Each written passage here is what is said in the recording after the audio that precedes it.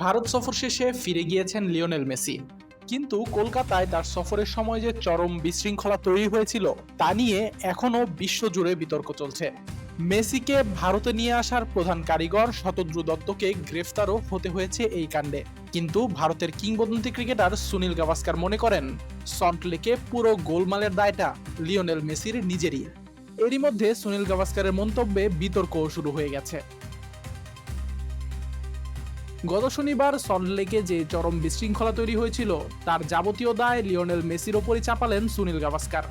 ভারতের সংবাদ মাধ্যম স্পোর্টস স্টার পত্রিকায় নিজের কলামে তিনি লিখেছেন, যিনি চুক্তি অনুযায়ী নিজের কাজ করতে ব্যর্থ হয়েছেন তাকে ছাড়া বাকি সবাইকে দায়ী করা হচ্ছে। তার সঙ্গে কি চুক্তি হয়েছিল তা প্রকাশ্যে আসেনি, কিন্তু তার যদি ওখানে 1 ঘন্টা থাকার কথা ছিল এবং তিনি তার অনেক আগেই সেখান থেকে চলে গিয়ে থাকেন, তাহলে তিনিও তার দলই আসল দোষী।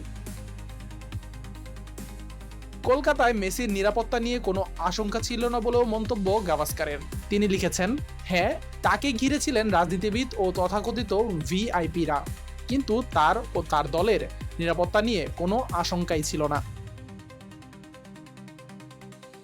গাভাস্কার আরও লিখেছেন, তার কি সারা স্টেডিয়ামে ঘোরার কথা ছিল বা পেনাল্টি কিক নেয়ার মতো কিছু করার কথা ছিল?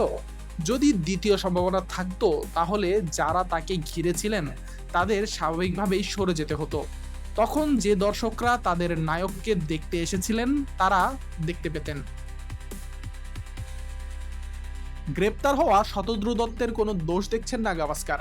হায়দ্রাবাদ, মুম্বাই ও দিল্লিতে মেসির অনুষ্ঠান ভালোভাবে হওয়া প্রসঙ্গে তার দাবি, অন্য শহরগুলিতে অনুষ্ঠান ভালোভাবেই সম্পন্ন হয়েছে, কারণ সেখানে দায়বদ্ধতা পূরণ করা হয়েছে। তাই কলকাতায় এক ভারতীয়কে দোষ দেওয়ার আগে দেখে নেওয়া উচিত যে দুপক্ষের মধ্যে হওয়া চুক্তি অনুযায়ী কাজ হয়েছিল কিনা।